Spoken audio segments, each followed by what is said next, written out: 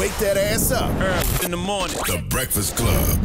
Morning, everybody. It's DJ Envy, Just Hilarious, Charlamagne the Guy. We are the Breakfast Club. We got a special guest in the building. A legend. That's right. Just got his star on the Hollywood Walk of Fame. Ladies and gentlemen, Charlie Wilson. Hey. How are you, black man? I'm good, man. Yes, sir. Congrats on. I'm Congrats. blessed, black, and highly favored. Congrats on the Hollywood Walk of Fame. Thank you so much. What did that mean to you? It was basically a miracle for me because not far from where I got the star, maybe a block or so, that's where I was homeless. So it was like a miracle full circle. You know, it's like, wow. It looked different down there because things has changed so many years ago. But and then when we went to park to wait for them to get ready, for them to be ready for me to come, I was like, oh wow, we're just right around the corner from the total experience where it used to be. And so I was like, wow, okay, so that's why I slept around the corner there. So, but anyway, it was a miracle. That's basically what I got to say. That's all I got to say, man. Very emotional day that day then. Yeah, man. It was, everybody came. Everybody that I sang with, they were all there. The lady who was on the commission of the Walk of Fame, Anna Martinez, she's like, I've never seen this many stars, never ever seen this many stars show up for a guy that's getting a star. Wow. I said, well, I showed up for them. That's right. That's right. Yeah. To sing with them, so they showed up for me. That was really a cool thing. Everybody was there, you know. Ye, Snoop, Don Toliver, Tyler the Creator, Ty Dolla Sign. Dollar Sign, Amazing. Jimmy Jam and Terry. It was just so many. Only somebody to get a chance to make it was Pharrell and Pharrell was in Paris. I guess it's fashion show week. Falou, yeah.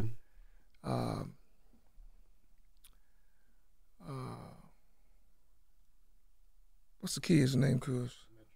Metro Boomin. Oh, yeah. Yeah,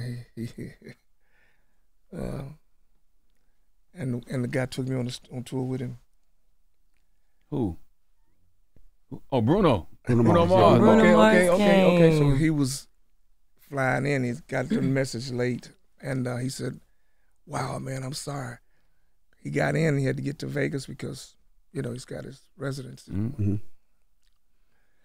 But everybody else was there, man. It was amazing. Do you have memories when you was homeless, like walking down that boulevard and looking at those stars? Oh yeah. Well, the first time I saw the stars was before all of the hoopla and craziness. The Gap Band's first album. I flew in to mix it at the record plant, and the single and the album, and of course Stevie Wonder was running late, getting out of there. He was still in there mixing something. Anyway, that was my first time meeting him, and we went to the piano. He sang, we sang together, and that was the first time I ever had met him. So, he knew he was late. Come on to the piano, man. How would Stevie know he late? Man, Somebody Oh my God. Somebody told him. He don't use no time. He just That's what I'm saying. he don't use time, But he just do his thing. But anyway, we just we went out there and had some fun together, and but when I was leaving, I remember looking down before I got there. I remember looking down at the stars. I was like, wow, because I was in front of the Chinese theater, and I was putting my hands in the hands and the footprints and stuff like that. Then I walked and seen the stars. I was like, wow, maybe one of these days, maybe I can get one of these. And somebody, a lady was saying, that's not impossible. Wow. I was like, yeah, but it's me. We didn't have no record album. Nobody. It's just like, and she said, it's not impossible. I said, I didn't say it was impossible. I'm just talking about me getting one. I don't have a record out or nothing yet. She's like, I said, I'm talking about me. She said, I'm talking about you. It just went through that whole little thing for a while. And I was like, wow, would it be cool if I could get one of these? Yeah, you got one. Yeah. Do you feel like it took long? Yeah, Do you feel like it took too long to get it? It was a beautiful thing for me that day. Do you feel like that? And a lot of stars do feel like it takes, it takes so long for certain people to get it. Do you feel like it took? Oh yeah, everything that ever happened, it took a long time. They got thumbs. Everybody had a thumb. But it's all good. Yeah. It's all good. Yeah. I'm blessed, and those who really thought they had a thumb on me or whatever, on my head or whatever, most of them died out. And the ones that everybody kept me away from because they thought I was a disease or I was bad for the person, they all died from drugs. Wow. Okay? Yeah. And I'm still alive and well. Amen.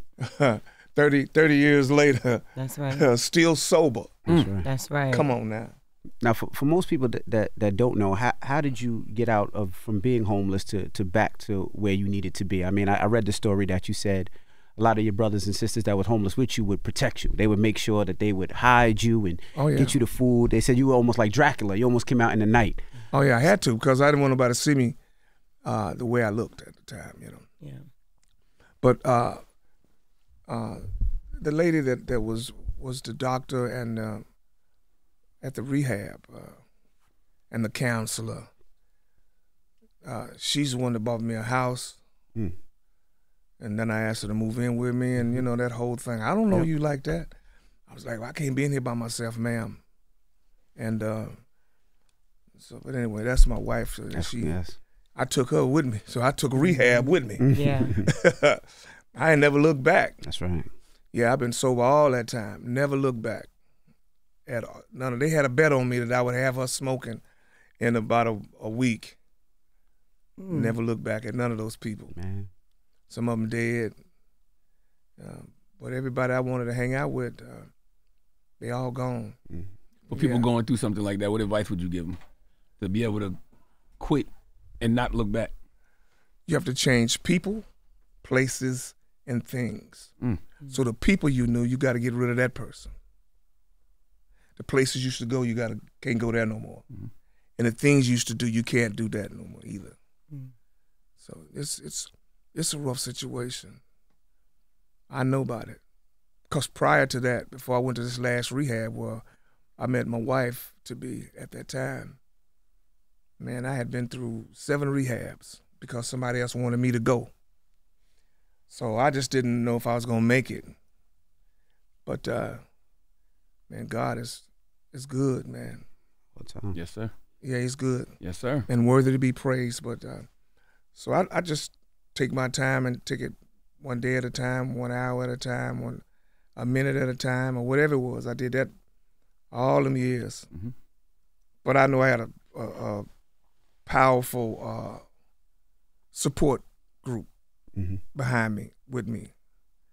And so she was slapping hands and everything. Get out of here. Who are you? No, you can't come back here. What's your name? What's in that briefcase? You got dope in there? She was just like my mom was. Seriously. She didn't let nobody come in the room. That's right. So. And that is very powerful. And speaking of power, you got a new song called Superman. That's yeah. Tell us about that. What inspired that? Superman is my story, my wife and I. Yeah, and so stereotypes. They call them the stereo hearts now. And they wrote, because they knew my story. So I said, we got to do a record that would tell my story. So they came up with that. We came up with that idea. And so it's about me and my wife. Giving you the affirmation, because, we were listening to the record and the camera guy, Los, right here. And it was like, he was like, do you feel like in a relationship you still need that affirmation? You still need your wife to look at you as Superman and to call you Superman. And I'm like, hell yeah, I've been with my wife. I've been with my wife 30 years. You got to put it down like Superman. Yeah, I still put it down like you mean it. There you go. Yeah, man, it's the same thing with me. It's like, hey, man, we go, listen, 24 hours a day, 7 days a week for 30 years. This year be 30 years. Mm-hmm. With no days apart. Can you do that? Shit, I'm damn near there. I'm damn near doing it all the mine time. 25 years. Yeah. Since high school. Yeah, I'm 32. Yeah. I'm 38. I'm talking about no going to the store, I'll be right back. None of that. I'm going to the store, I'll be right back. We going together. We go together everywhere. Yeah. No days apart. No, they don't do that. No, we don't. That's do what that. I'm saying. We don't That's what I do said. that. No, Do no, you we do don't that? No, we they together. don't. But How wild was you, Charlie, that you needed that kind of supervision? Well, it wasn't. It's not that I needed the supervision. It's just when I first met her in the rehab, she was like, well, if we're going to be together, because I was like, man, I can't do this by myself. She said, I don't even know you. I was like, you know, thanks for the house, but I can't be in here by myself. And I ain't got no car. I was looking at her Benz. She was like, don't look at that. Shit, you look at that. Oh, my God. But I'm just saying, she, you know, she was like, I'm not going to be sitting around here while you travel the world. I'm not going to do that. I said, so what you talking about? She said, we got to be together every day. I was like, every day? She was like, yeah, every day. And I was like, okay. Let me try. I tried that. I said to myself, I'll try that. You didn't think she was gonna last, did you? You was like one long night. She gonna be like, forget this. Man, it was amazing. And after a while, yeah, it was like, what's this? I ain't never did this before. But it was like, you know, I fell in love with her, so I was like, this is cool. We hold hands every day, all day, everywhere. Mm-hmm. And but it was beautiful, and it's still beautiful. Mm-hmm. Sure, it kept you out of a lot of trouble. Oh man, yeah. Yeah. So people would walk up to me, hey Charlie, what's going on? Put the big rock in my hand. I was like, dude, I don't do that no more. I'm sober. That's what they told me. Why'd you put it in my hand then? What about the women with the poom poom? They put that Oh. big poom poom in your hand. You have to... I don't do that no more. Lord. I told you I'm sober. I don't do that no more. I don't do you no more. It's all good. No, man, it just my whole lifestyle changed, and it's still changing for the better of everything. For the better, I mean, now she picks the clothes. She produces the show, and she does the lineup, and it's amazing. She's amazing, man. She knows how to. First, she comes with the show, the songs. I'm like, you sure that's gonna work? She said, man, just do it. Just do it. But when I come off, you did good. I said, but that lineup. Better ask the people, did they like it? That's right. So she produces all of that for me and put it all down, man. And then she picks all the clothes. But between her and She picked that this morning. She got you looking clean, Yeah, man. she did. Gucci'd out. That jacket is fresh, She been okay? doing it. She been doing it. What's the chain? Gucci sneakers I on. like that. Okay. She clean.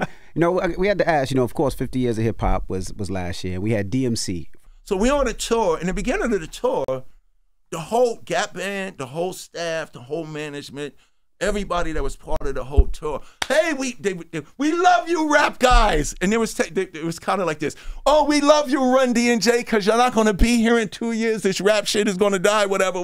So you have open access. Here's the hot food. You don't have to just eat the craft table. You can come in the green room, this and that. The bus is over here. Here's the real good showers and stuff like that. All of a sudden, halfway through the tour, we started, no, y'all can't go over there no more. This is true. No, y'all can't go over there. No, y'all over here. They put us in the broom closet. So one day we in the broom closet sitting there, me running Jay. Say this is me running Jay. The promoter and Charlie Wilson's manager, Charlie Wilson and the other guy from the Gap Band, they come in our dressing room. So your run, that's DMC, this is Jay. So it's the promoter, just knock on the broom closet door, boom, boom. Can we speak to your guys? Okay, cool. Promoter, manager, Charlie Wilson, and the other guy from the Gap Band. We'd like to talk to you about something. Charlie Wilson, Run DMCJ, is standing like this to us. Wow. Charlie? It's a fly though. We loving every minute of it. It's like mad as a fuck. Excuse me, guys. For the rest of the tour, we would like y'all to close the show. Wow. Not paying you no headline money, but we would like y'all to close the show. Ain't that right, Charlie? It's the funniest shit ever. He's like, yeah, that's right. He's saying you had his back to him the whole time. That's what he's saying. You had You your said you back was to him mad the whole time.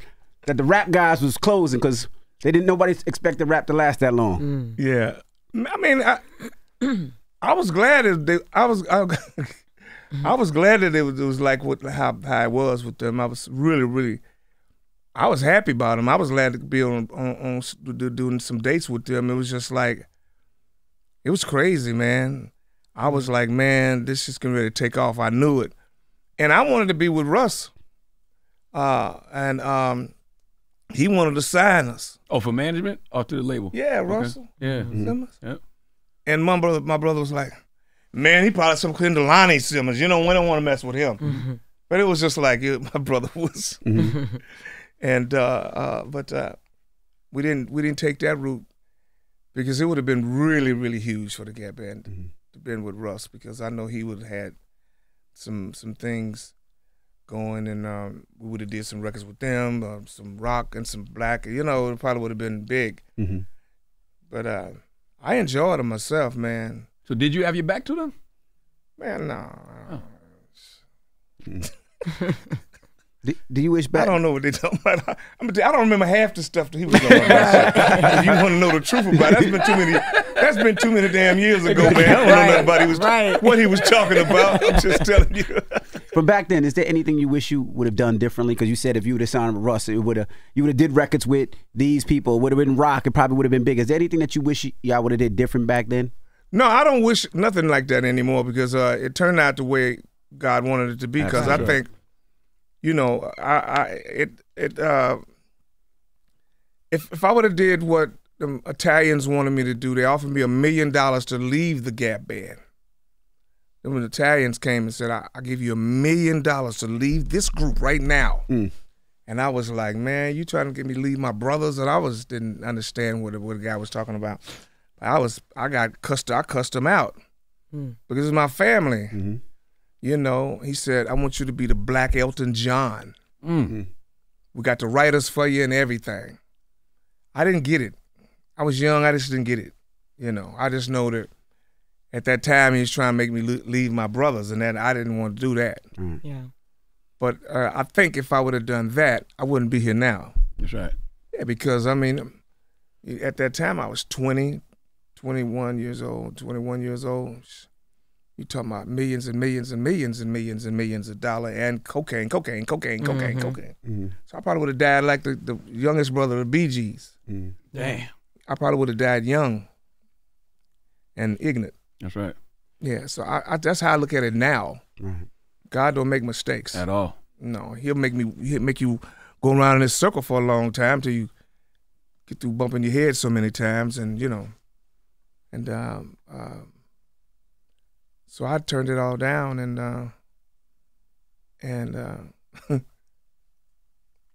my oldest brother said, "Man, you better you than me, brother, because if it had been me, I'd have left me long time ago." I was like, that was a lot of money back in that day too. $1 million. Come on, man.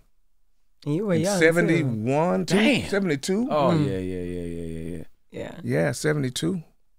And we with that record we put out at that time didn't sell no more than about 26 records. People don't have that kind of integrity no more. No, that kind of loyalty no more. Yeah.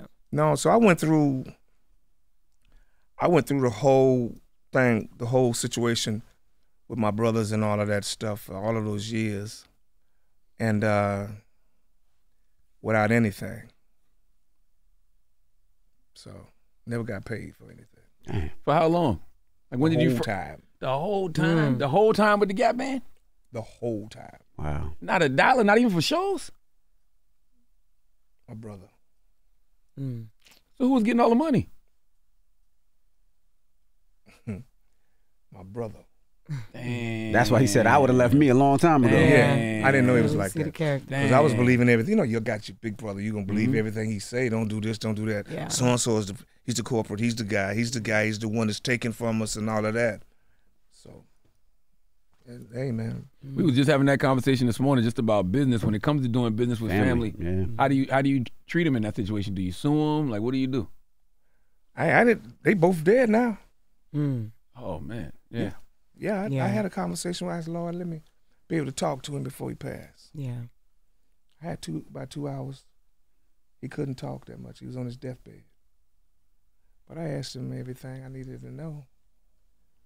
I said, man, I ain't mad at you, man, you know. And see, Gap Band, we had 15 top 10 hits. Mm-hmm. Me, I have 13 number ones. It's a big difference. It is. You could do the Super Bowl halftime show, Yes, Charlie. you can. Man, I could been doing a lot of that. Yeah. But, you know. Yeah. How do you feel about award shows? Like, you know, the Grammys was just on, and, you know, everybody saw the speech that Jay did. Are those things important to you? Not anymore. I've been there 13 times.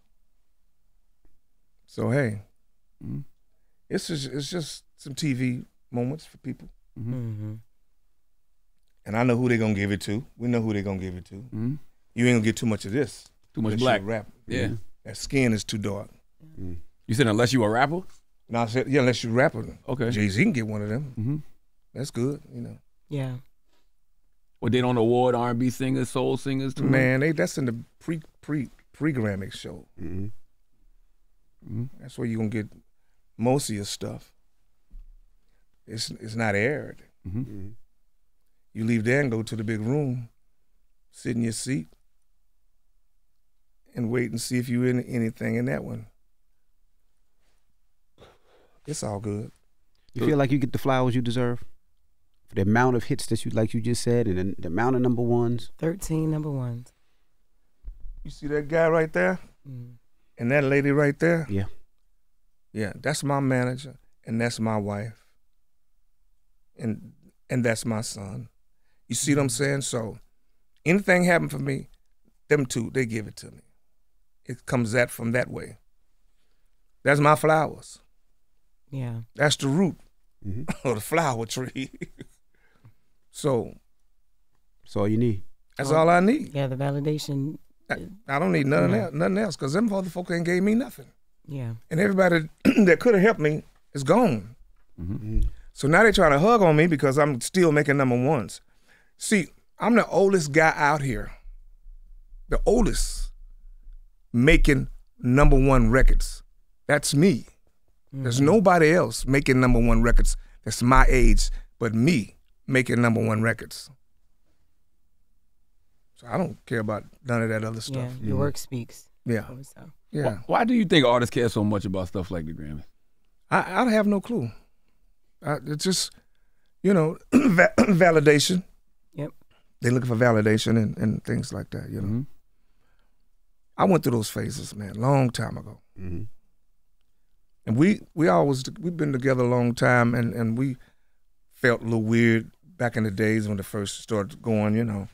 Man, we should have won that. I said, I know.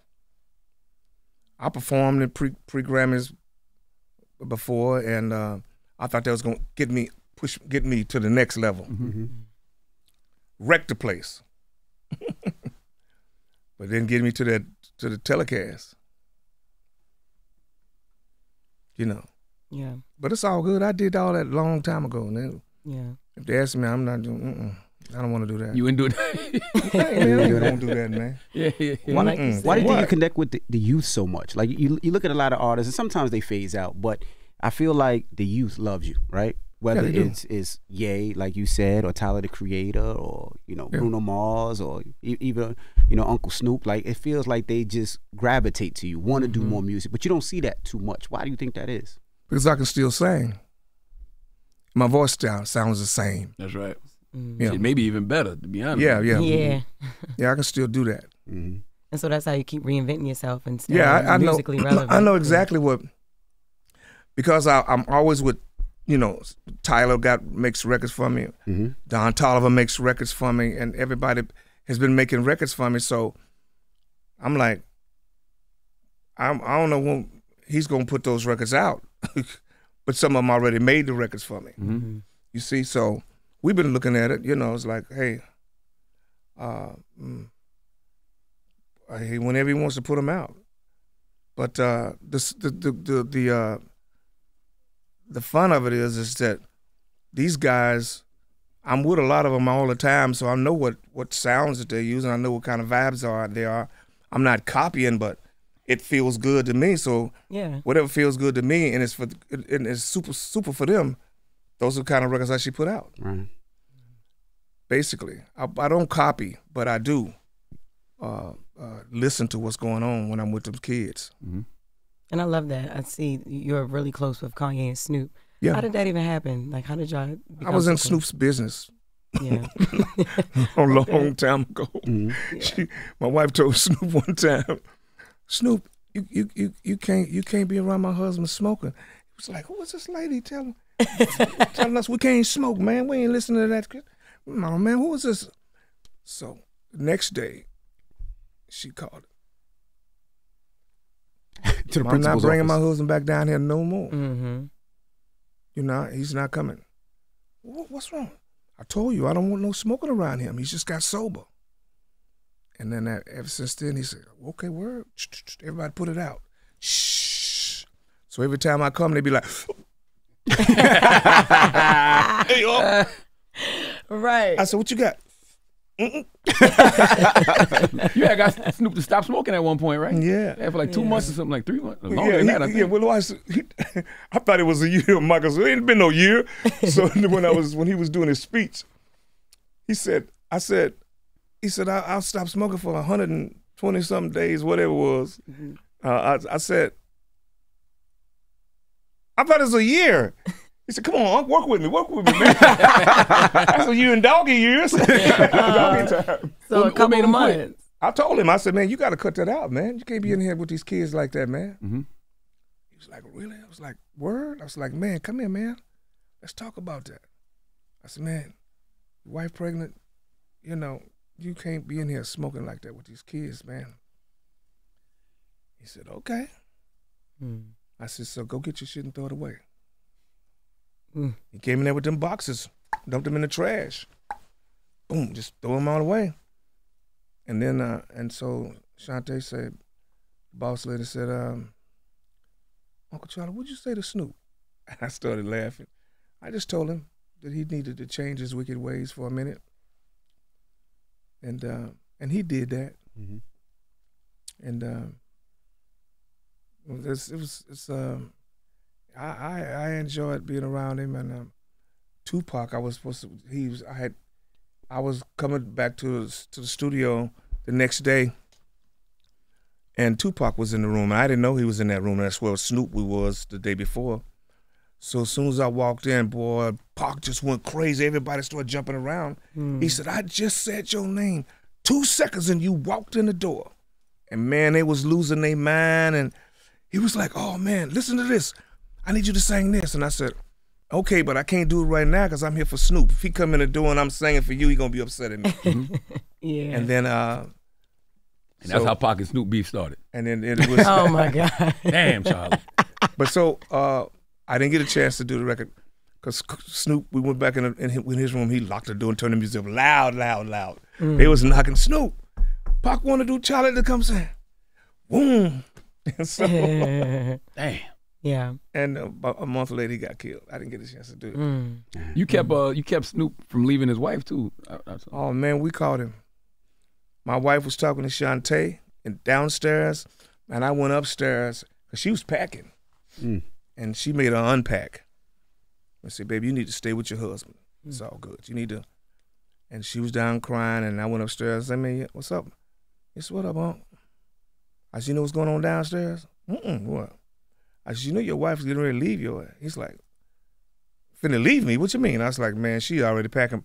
Mommy down there making her take her clothes out." He's like, "Oh man, she wasn't going nowhere." I said, "Excuse me?"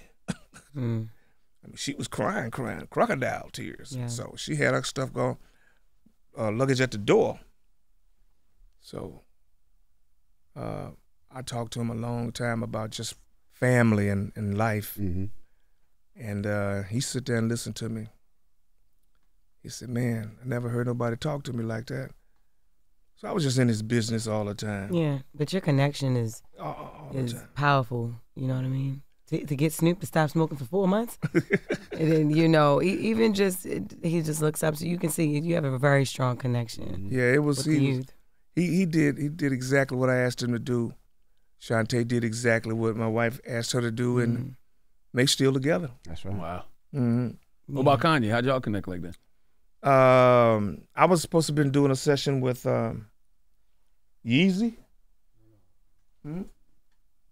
Yeezy is Kanye. Not that one. It's the not that one. Jeezy. Yeah. Yeezy. I get my Yeezys mixed up. When I say Yeezy and Jeezy, you get your Weezes and Yeezys. Yeah, I do. Jeezy. Yeah, it was it was he didn't show up. Mm.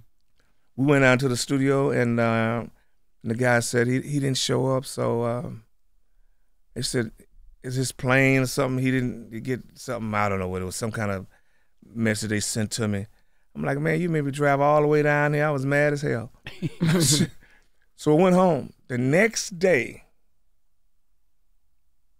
Kanye called. I said, hey, can Charlie come do the session with Kanye? I was like, Michael said, yeah, I'll call him. He said, man, you want to go down to the sing with Kanye?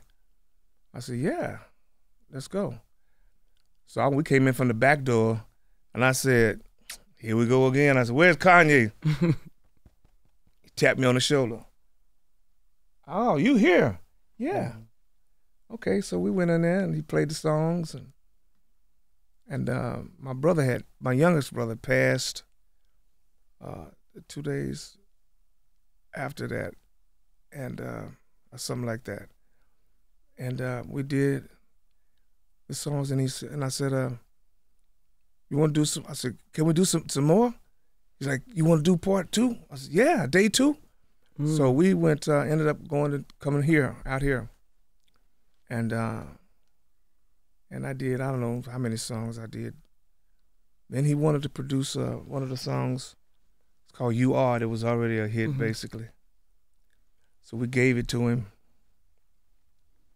and his people was like, yo, yeah, man, it's we did everything to this record, man.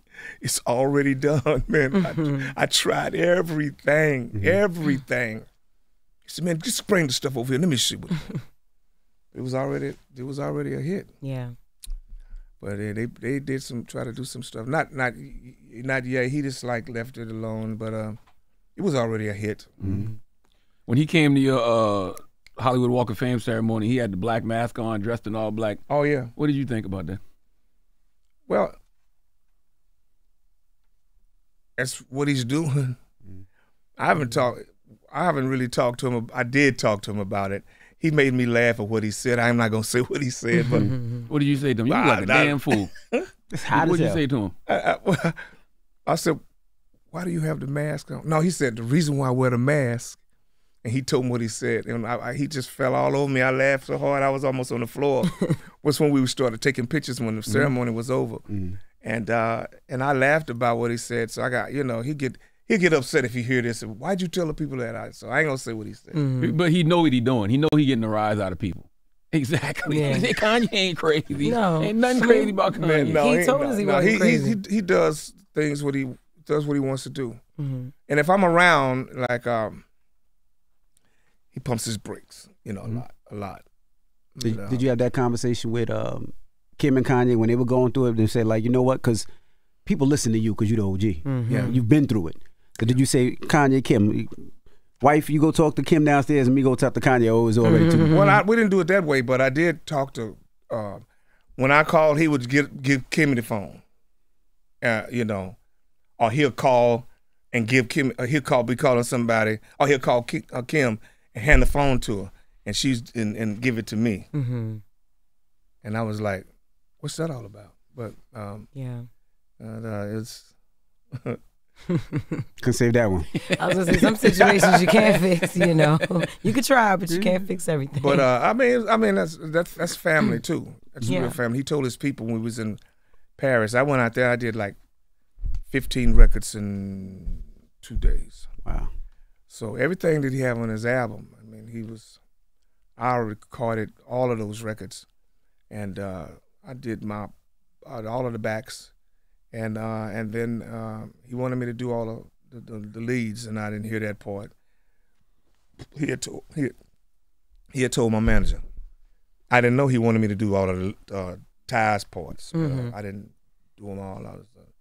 and I was trying to get to it late that night. I was tired, hoarse, and then I left it alone. And we were supposed to come back. So I saw him at the ceremony. He told me where he was at, and I said okay. But I had to come here to do a lot of stuff. I got Good Morning America in the morning, and nice. So this for the new album that you did the vocals for? Yes. The Vultures. Okay. Mm-hmm. Got so you. I did all of those, a lot of that stuff, and he wants to do the whole album, my album, and so we didn't get a chance to do that. He wants to EP your new album? Yeah. Okay. Yeah, he wanted me to do all of the stuff that we was doing for him. He wanted to do a lot of. He got a lot of records, man. Mm-hmm. So he wanted to take those records and make a record out for me. Wow. You know, you said something earlier, man, about the Grammys and how you would never perform there now. And I think about this year. Like this year, they had Celine Dion showed up, Joni Mitchell performed there for the first time, Billy Joel was there. Like, yeah. as a veteran in this game, a legend, you wouldn't want to do something like that just to? I would love to, but they never asked me. Mm-hmm. Hey man, I'm not doing that no more with them kind of people, man. Yeah. I'm not doing I'm that with you. because I don't have to do that. Mm-hmm. You know, the pages, all of that I've done, and you know, it don't mean nothing. It's to them. It's fine with me. Yeah. Because it don't really mean nothing to me, but I got it. That's right. That's right. Because how many people see? I got the most number ones in any R&B artist in this country. Mm-hmm. Billboard number ones than anybody that's solo, that's dead or gone. Yeah, see, it's hard to get number ones at R&B. Urban back in the day, you might get you might get number two. You might get top 5. But it's hard to get urban number one. I imagine. Yeah. You might think it's number one because it's been played 100 times a day. Yeah. And when you think about it, it's not really too many of y'all left. It's you, it's Stevie Wonder, it's Ronald Isley. Yeah. And none of them ain't had no number ones in a long time. Yeah. That's right. Patti LaBelle. Long time. Yeah. But it's all good. Mm-hmm. She did her thing. Now, you know, gospel's where they headed and that she's there. Okay, that's fine. Mm-hmm. You know, if you're just not giving your life to the Lord, I mean, you should have already had given your life. You know? God damn, Charlie. You know? It ain't never too late, man. No, I know it ain't never too late. But I'm saying the reason why I said it is because you straddling the fence. Yeah. Damn. You know. I get you. You said Patti LaBelle straddling the fence? No, I'm just saying people that wait and because you can't get no more radio, you want to go gospel side. Go straight to the gospel side. Okay. That's what I'm saying. Don't run over there because of that. Right. I'm not saying Patti did that, but it sure looks like that. Man, what is you talking about, Charlie Wilson? Hey, now? man. Ain't Hey, no Patti LaBelle hey, let me tell here you now. something, man. I'm the only one been shouting on the stage ever at my concert, so I ain't never stopped praising God. Never, ever, ever, ever. Yes, sir. So the lady asked me yesterday, you going to do a gospel album? I said, I would love to. But since you're over here on this station, if I do one, you tell him that Charlie Wilson been doing gospel all his life, and he's been doing R&B all his life. So don't y'all try to get you church folk just try to nail him up against the wall because he ran over there. It's not that I'm running nowhere. Yeah. I've been praying 2 or 3 times a day, asking God for what I need to have. And so I quit asking him for what I need. I just started thanking him now. Lord, I know I got a whole lot. I just want to thank you for everything I've ever got. That's right. And everything that I didn't get. Yeah. So I thank you because the scripture says in all things, give thanks. And so that's what I do now. You know, I'm having a good time, man. Sometimes I can't get the words out to say what I'm trying to say. What else is left for you though? Like, what else would you like to do? Is it something that you want to do that you feel like you haven't done yet in your career? At 71, still smoking hot. Yeah, I would like to continue doing music with these kids, and they still calling. Yeah, they still calling, so they're gonna keep me relevant. Yeah, you don't see retirement no time soon. Well, if you retire, you gotta retire from being retired. I'm already know that's how it's gonna go. Because they ain't gonna stop calling you. So they haven't stopped calling me yet. So I'm having a good time, and if I can just continue to do that, and I don't know what else I can do other than make records, and I got a documentary that I'm getting ready to do because I have to tell it my side of the story. Yes. That was the correct way. That's right. You gonna let them know the truth and nothing but the whole truth. Nothing but the truth, but the whole truth, and nothing but the whole truth. Exactly. And you know, I remember one time TMZ was like, "Why you want your brother to make no money?" What? he got his mind and everybody else's. What are you talking about? Mm-hmm. But anyway, it's all good. And I went through all of that, and I love my family. I said, I done forgave everybody that's ever done anything to me. I don't care. Mm-hmm. And I said, you know, they said, well, you know, wait, man, when next time you go do this festival, you sure you get 60. I said, man, that's my payroll. What are you talking about? Damn. Mm-hmm. What are you talking about? Them crumbs. Because that's what you've been used to doing. Mm-hmm. That's not my payroll, buddy. You'd have a baby right now. A man having a baby. If you found out what I was getting. Man. Well, it is 2024, Charlie. Men can have babies nowadays. No, they That's what cannot. they say. No, they cannot. Don't say nothing. But that's what they Jess, No. Jess. If I was seeing a man having a baby, I'm going to run the other way. You won't see me nowhere around if some man having a baby. What is your relationship like with the OGs, with the people I just named? Oh, man, we all cool. Okay. We all good, man. Stephanie we Mills, all good. Patti Labelle. Man, we all good. Yeah. I'm having a good time, man. And everybody, they all see me getting the flowers that people are giving me that they know that I deserve and that I should have gotten a long time ago. But I'm happy, man, in my life because I'm happy with my immediate family that's in my life now, my support family and my real family. So, hey, man, there's nothing that I need. I was always telling my wife, I said, listen, I just got to get this $800 million from this. Let's get this lotto. She was like,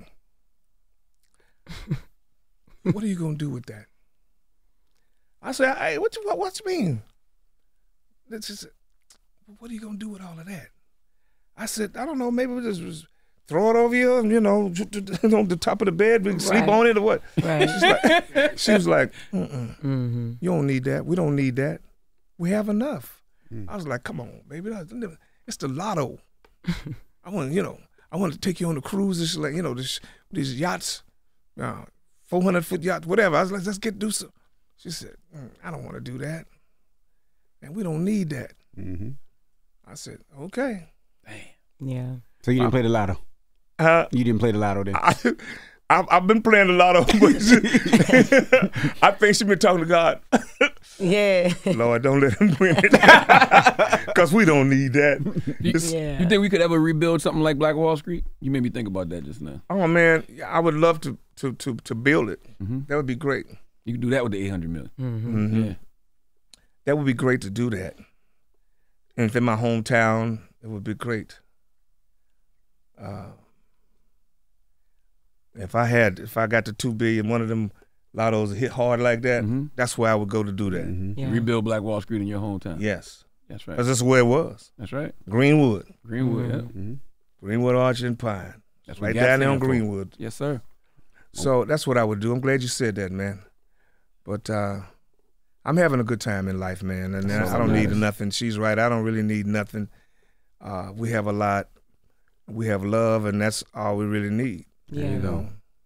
Well, we appreciate you for joining us. Yes. And I told you last time you was here, you know, "We Can Make It All Right" was my wedding song, a cappella. Yeah, we can make it all right. The words in that song, if you never listened to it, you just Google it, listen to the words, and we can make it all right. They don't put nothing on your voice, Charlie, when you're in the studio.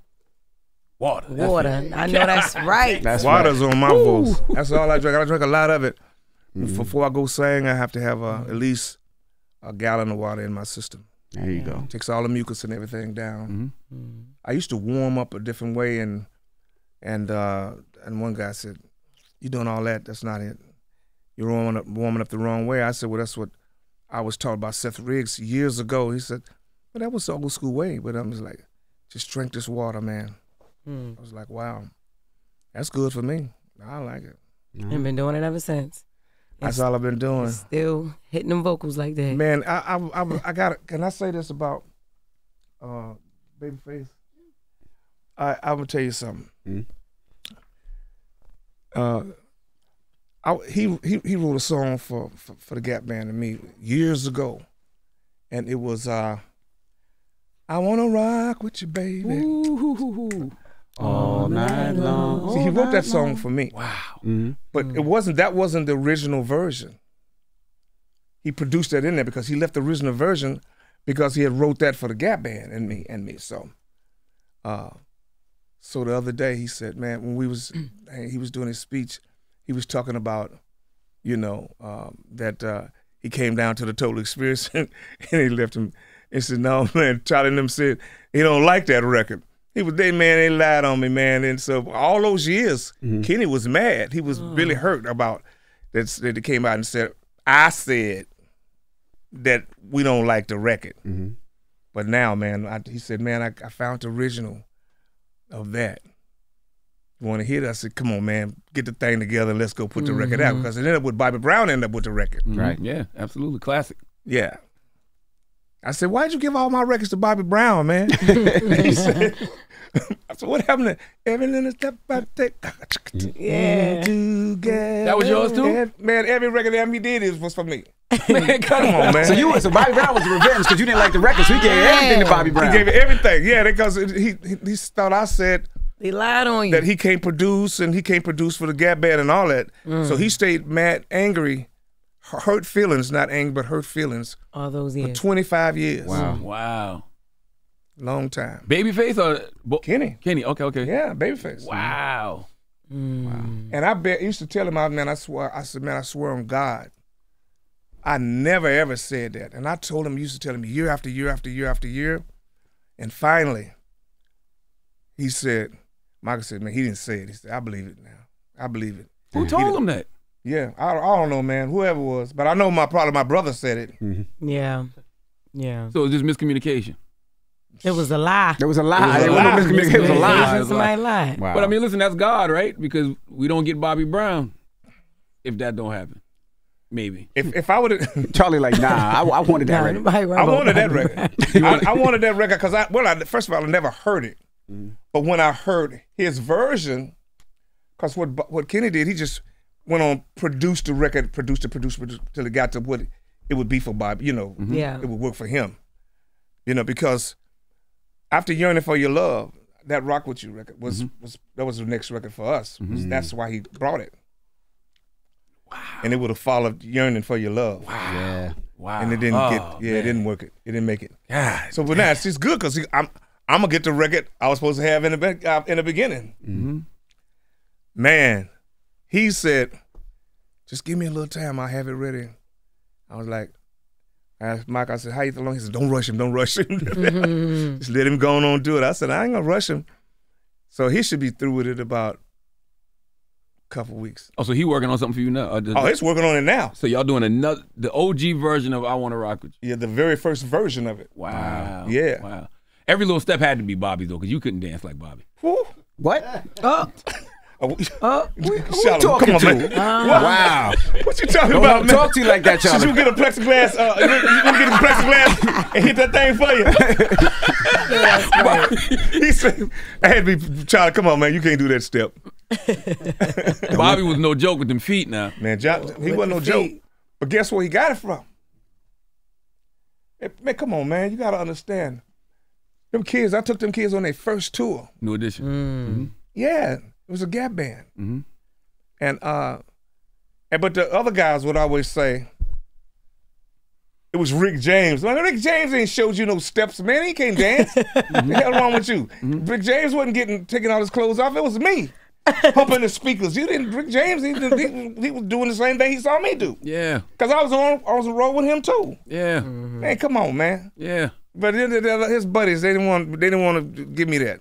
That's all good. There's no problem. Yeah. Bobby just be sitting like this. He drop his head when they start talking, cause he know what's going on. Yeah. I don't go against you. Don't go. You don't play with him now. You don't play with him now. Y'all don't play with him now. I know that's right. He got some move now. I was just showing he was humping the speaker. He was dancing one leg up. Don't play with him now. Don't play with y'all. So you was the original bad boy, nasty boy. You talking Yeah, I was taking off my shirt and I was everything and was pulling them, gonna pull them down and the girls were screaming hard and my brother was coming. No, don't pull them down. It was just like a little act, All over that floor. All over the floor, man. I'll be humping speakers, slide down, hump the other one. It was good, man. What other records did you miss out on? Like damn, I should have did that. Well, no, it's like I used to talk to Teddy, and I was like, come on, man, y'all know, you know that my prerogative, you know, all that stuff Bobby did. I said, you know, that's yeah, man, it was for you, you know, but I was thinking of you, cause you know. That's who we got our stuff. That's where I got my stuff from. So you forget band. Yeah, Four to the Floor. He used to call it Four to the Floor. And but it so I mean it just all that was I was the Moog. I played the Moog bass on all of the records, the up tempos. Yeah, I played those bass parts. So he copying that parts and it's all good, man. Them were way back, long time ago, man. I don't trip no more, but. I thought they was good. And when I first heard Guy, I said, I was like, hey, man, is that my voice? What song is that? I thought it was some outtakes. I was like, man. I was like, wow. You was inspiration. Yeah, it was Aaron. Aaron said, man, I carried your picture in my back pocket. Wow. I was like, wow, okay. That boy can sing. I'm sure they give you the credit though. Oh no, of course, yeah, they always have. I've always, Aaron, he was talking too much. They made him stop talking about it. Teach me. I was like, man, he would be just singing. Oh man, Aaron was something else, man. Still my son today. I love him to death. Wow. All All over the world, wherever I was going, I'd see him and we'd just be talking. He did Yearning for Your Love. I said, let me do one of your records just because you did one of ours. And so, no, I loved him, man. I still love Guy. I was hoping that they could get it back because I used to tell him, I said, I know you shaved your head, and that boy done shaved his head. He got a cane and R. Kelly. I said, Aaron, don't let him put another record out. You got to go and put your record out. Y'all put another record out. Then all of a sudden, I don't see nothing wrong. I said, okay, it's over now. Damn. You told him that? Hell yeah. Oh, so you seen it happening? Yeah. I seen it happen. I said, don't let him put another record out. You got to put a record out now. And then he didn't get there fast enough. Because when that said come with that bump and grind, I was like, it's gone now. He gone. You know. So it's no getting it back when an artist do that? R. Kelly? Went back in those days, he kept writing and it didn't stop. Yeah.